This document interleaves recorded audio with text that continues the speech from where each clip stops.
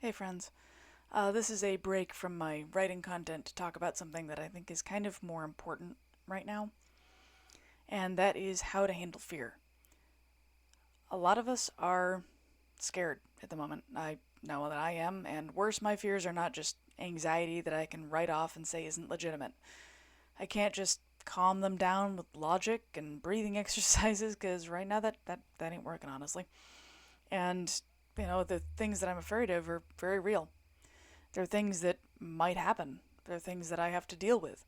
And the usual methods I have of facing anxiety that I've learned through like a decade and a half of therapy, they only do so much in a lot of ways when the anxiety isn't just anxiety and is actually fear of something that is entirely genuine. And so many people are in this position right now. I have been hearing from others that they are given platitudes by their therapists or by other people and told just don't think about it. And that doesn't really work for a lot of us. For many of us, our survival is contingent on staying informed and thinking about the things that we are dealing with, and we can't just pretend they don't. Um, Anybody who's been around this for a while knows that I am disabled, I'm trans, I'm AFAB, queer, and I rely on public health care without which I would literally die. And all of those things are under direct and immediate attack right now by people who have power that I just don't have. And the idea of losing my life saving healthcare is something that absolutely keeps me awake at night. And the fact that I'm trans and queer and a creator and very public about those things, it also leaves me worried. I mean, there's a reason I've got a CCW permit and carry. And looking at those things and saying, oh, just stop watching the news, maybe, and just don't pay attention to it. That doesn't work. There are consistent and attacks on my rights and very existence coming hard and fast from within the halls of power. And staying uninformed is a quick way to end up in a lot of trouble for people like me. I'm not the only person in this position. Anybody who would qualify as a DEI hire is in this position. So anybody who is LGBTQIA+, disabled, BIPOC, immigrants, even documented and legal immigrants, like documented people, women, anybody who isn't a cishet white man and able-bodied is terrified right now, or if they're not, they really should be. And I'm not sitting here, I'm not going to take any pot shots at cishet white guys. I mean, honestly, a lot of you are terrified for the same reasons we are because people you love are under threat. And you could be under threat for helping those people, so I'm not here to rag on you.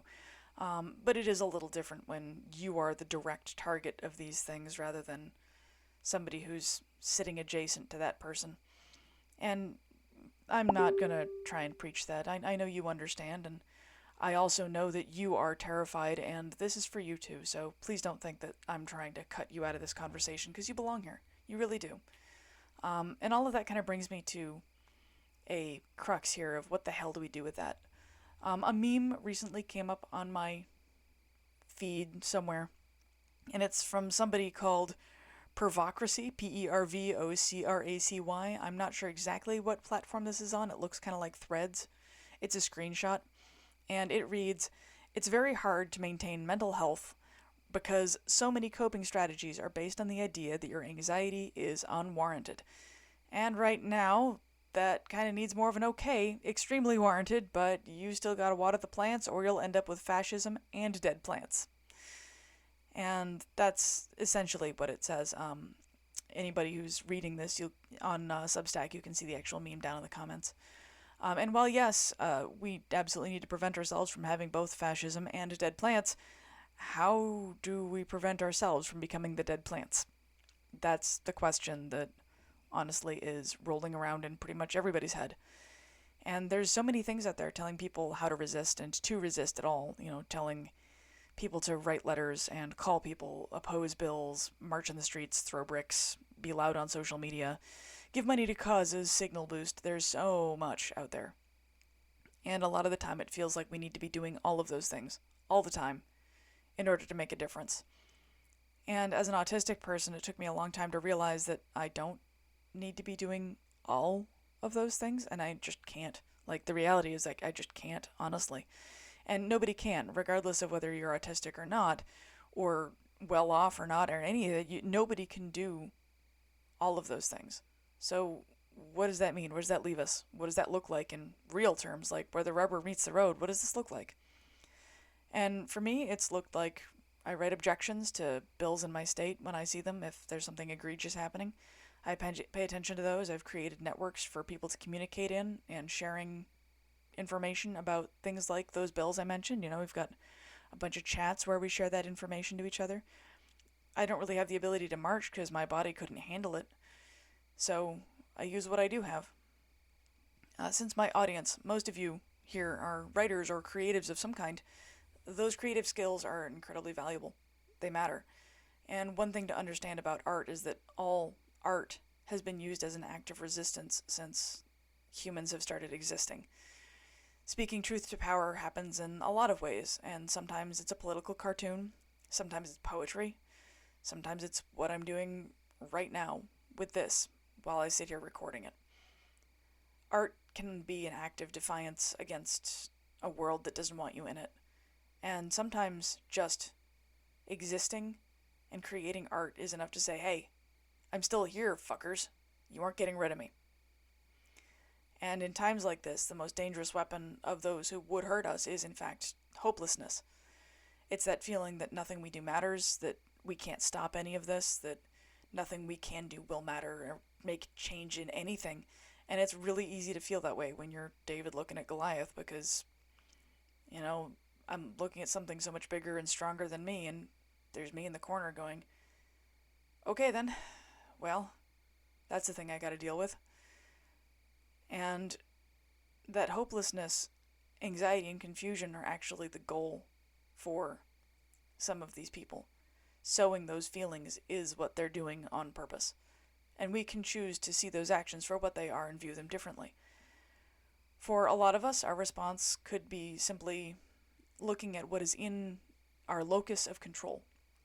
It's a phrase that I have mentioned before, I've heard a lot, and it was something we talked about a lot when I was in inpatient therapy in January. And the principal focuses on the fact that we cannot control what is outside our reach. It's both empowering and terrifying because there's so much out there happening that I can't control. But if my locus of control is what I can reach, if this is my locus of control and it ends here, right? Then that means there are things I can affect. I can do things about things my hands can touch. And in the face of darkness, all we can do is find that locus of control, figure out what you can affect, what you can do. If you can make phone calls, cool. Write letters, awesome. March, that's great. Or maybe you can just bring soup to people who need food, or buy groceries for the hungry, or just sit down and talk to somebody about things they're scared about and just hear them. Just listen to somebody discussing the things they're afraid of and hold that space for them. Or make art. These are all things that might be within our power. And what we need to understand also about this is a marathon. This is not a sprint. This is not a short-term problem. Unfortunately, the administration came out of the gate with a lot of shock and awe and a lot of immediate tactics and a lot of things that are going on currently, and every day things keep coming. But we can't lose the fact that we have a number of years to get through. We are going to have to be here for a while. And sorting out the signal from the noise is valuable. And that is also the role of some people in our communities, is sorting out that signal from the noise. It's about finding, okay, what do I actually need to pay attention to and what is just posturing. The posturing matters, but we only have finite amounts of energy, so focus on the things that you can do and the things that impact the most. And in all of this, find your people and get them close to you. Pull those people that you love in, bring them to you, show them support, care, compassion, kindness, share a little bit of light in dark times. It might just be as simple as sending a meme to somebody that makes them laugh. It doesn't need to be big gestures. It can be little moments. And in turn to the people who do that for you. Let other people show you that care and compassion and concern. Allow them to reach you. And finally, honestly, let go of the guilt that you might be carrying for not doing enough, and I put that in air quotes, not doing enough. We're humans, and we can do what we can do. Some of us have more ability to act than others, but destroying yourself in the first few miles of a marathon, you're not going to make it out the other side.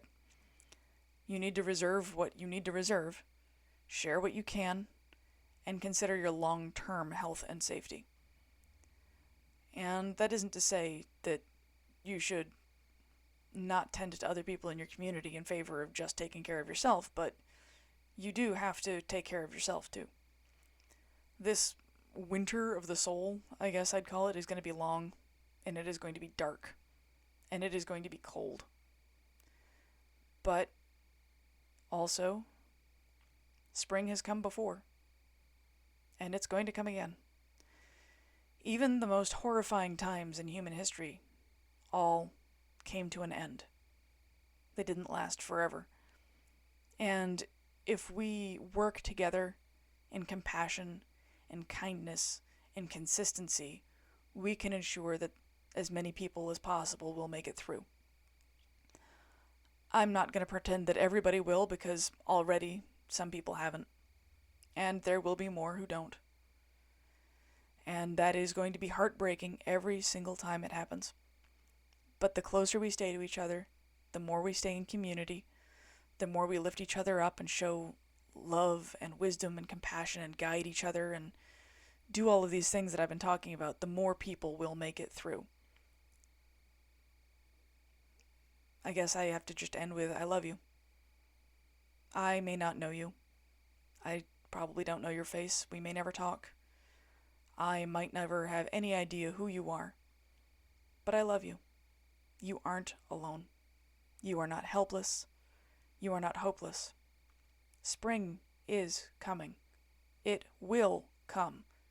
It might take time, and a lot may happen between now and then, but it will come. And it will be beautiful. Take care, friends. I'll see you next week.